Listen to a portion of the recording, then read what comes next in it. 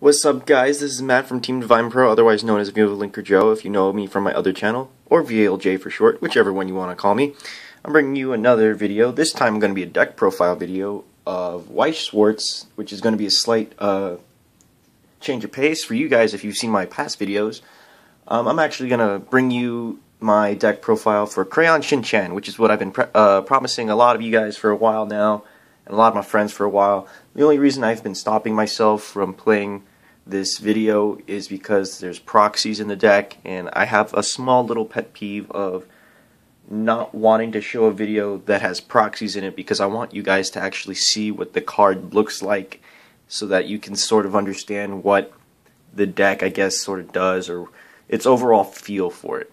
Little disclaimer about Shin-chan: it's not necessarily supposed to be a competitive deck, though it can be. It's not really meant to be super competitive. It's sort of like one of those troll decks that you'll see every once in a while that, oh, it's meant to be fun to play, but not at all meant to be serious. It's supposed to be fun for both the opponent and for the player playing it, which is why I chose the deck to play. And it's incredibly fun. It's incredibly troll. So let's move on to the actual deck profile, shall we? I'm going to start with the climaxes. Like in every deck, you have 8 climaxes. So I run 4 of the +2/+1 soul, draw 1 card, yellow climax. Choose a character, give it +2000 and +1 soul, then draw a card. This has a climax combo with one of the level 1s in the game, so when we get to that level 1, I'll explain to you what exactly that climax combo does. But for now, I'll keep it off to the side. It'll be right here for future. Next, we have 2 of the gate, which is just +1/+1 soul to all characters.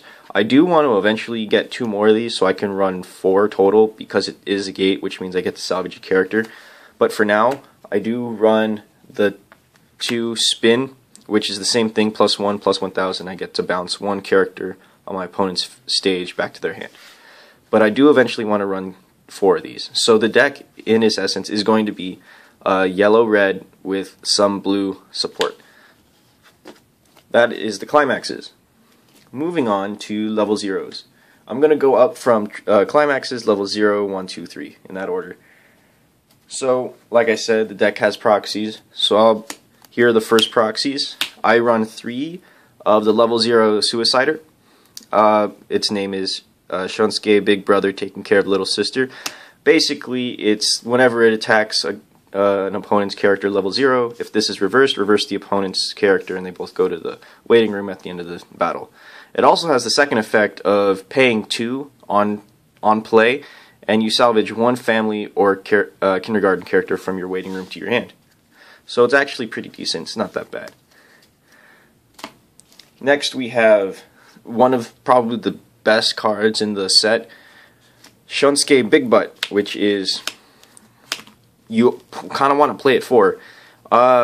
It has the quote-unquote ability of move or shift, which is you take the top card of your deck, reveal it. If it is a family or yukata character, you place it in the waiting room, and then you get to move this from one center stage to another center stage.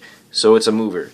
So not only is he a big ass, but he basically insults you by moving over here to become an even bigger ass. So it's a funny card. There's only, like, I don't know, there's only about 8 cards in the deck that aren't family or yukata, so you're almost always going to hit something to move it, and that's if you have an open space. So just keep in mind that you want to have an open space when you play him. He is essentially your level 0 game. This one comboed with this here, I forget the name. You know what, I'm going to turn off this light real quick because that glare, nope, I'm going to keep that light on. Alright, this and this have a really great combo. If you have 1 or less other characters on the stage, you can give another character +1000. So not only does this get to move, but this now becomes 3/5 instead of the 2/5. So these two work fairly well together. Next, we have 2 of this guy. I don't have all these guys' names memorized, but you don't need to. What's important are the card effects. This one is when it gets played on stage, it gets +15 for that turn. So it becomes 25 plus 15 if I can count. This becomes 4,000 on play. So this becomes a really big beater. And we have 2. He is a Bond character. You basically place top card of library to stage, and you search out one of your level 2 characters that looks like this. And I'll get to a basic combo of what you want to do with these cards. But you clock Bond, add this from waiting room to hand. Lastly, for the level 0s, round it out, you have 2 Brainstormers. Basically, you pay 1, rest her, or it's a family, whatever. Send the top 4 cards of your library to waiting room, and then for every climax that you checked from that, you get to search your deck for up to that many family or kindergarten characters to your hand. So the most I ever got was 3, and that's like really bizarre. So I was able to search out 3 characters from my deck to my hand. So this helps in setting up plays and what you want to do for the next couple turns. But that rounds out the level 0 game. Moving on to level 1. First off, I have this one, which is Messiah, Joy of Family. I run 4, I'm missing 1. This is your climax combo. So whenever this card is in play, what this card does, you can search out one of this level 2 in hand, play it, and then discard 1 card. Pretty self-explanatory. So whenever you're at level 1, you can get a level 2, no problem. And this has the ability of Clock Encore, which is if it reverses at the Encore phase, take top card of your library, put it in Clock, and stand it back up. Or rest it, I should say.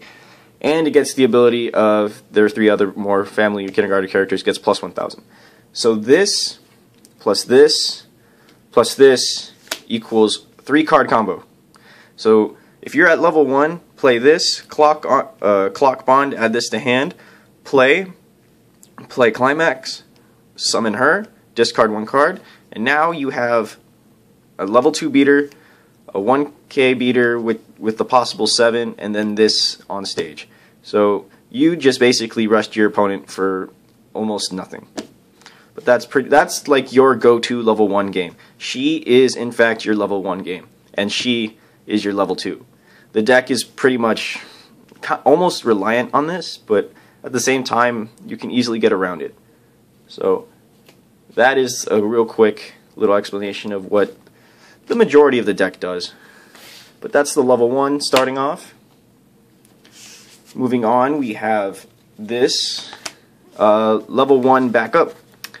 Pay 1, choose a character, give it 1,000. It also has the second effect of pay 3, and something happens, but because of the wording on heartofthecards.com, I'm actually not 100% sure what exactly it does.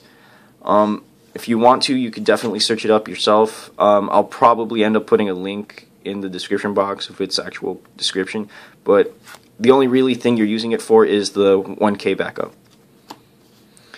Next you have only 2 of the level 1 Suicider, so it does the same thing as the level 0, but for level 1, so if it attacks a level 1 and this is reversed, reverse the unit that attacked it.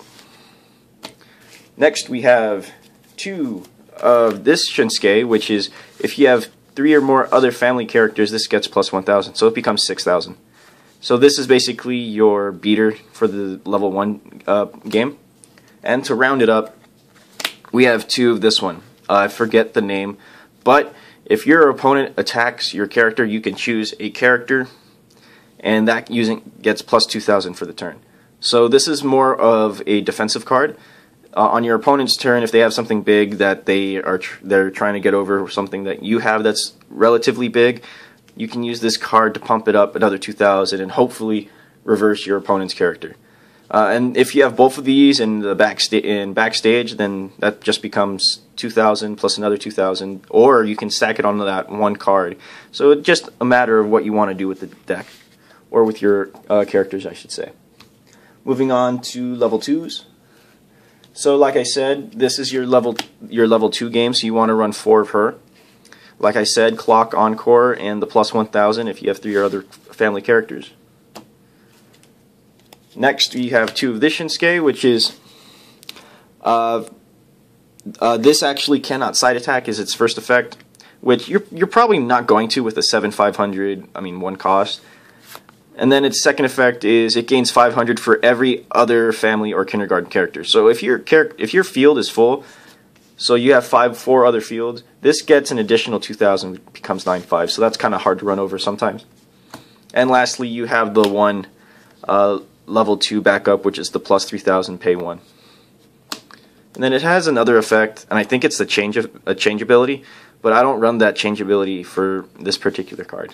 Plus, it's not very good. I mean, some people say it's okay, but you have to make a deck specifically around it in order for it to be somewhat viable. Lastly, moving on to level 3s, run 4 of Nohara Household Happy Family. On play, you get to heal 1, and then if you have 3 or more other family or kindergarten characters, this gets plus 1,000. So it's 11,000 beater. That's all it really is, and I'm only using it for the heal. And lastly, to wrap this up, we have 4 of the Shonsuke for the future. This one is on play. You reveal the top card of your deck, or library I should say, and if it was a family or a kindergarten character, you can burn your opponent for 1 damage. And yes, it is counselable. And its second effect is the climax combo with this red one here. What the climax combo is, if this is in play, what you do is you take any card in your opponent's waiting room, place it on top of the deck, and all your characters get plus 2,000 for the turn. I find that kind of OP, kind of because all your characters get 2,000, and you can stack your opponent's deck so that you know that they're not going to climax. Or just to be a troll, you can put that climax there, and you know how many you're going to hit depending on how far the game is, and you can hit them for exact numbers. So it's really up to you what you want to do with the deck or with this combo. And then it also has the same ability of if you have 3 or more other family and or kindergarten characters, it gets plus 1,000. So this is as well is a 11,000 when it hits the field. So that is the deck profile. I hope you guys enjoyed seeing something different. For those that were trying to think about how to play Shin-chan, I hope I gave you guys some ideas. The deck is really funny. You can definitely mix and match stuff with your own tastes, with your own unique play style. The deck is definitely fun. It is definitely trolly.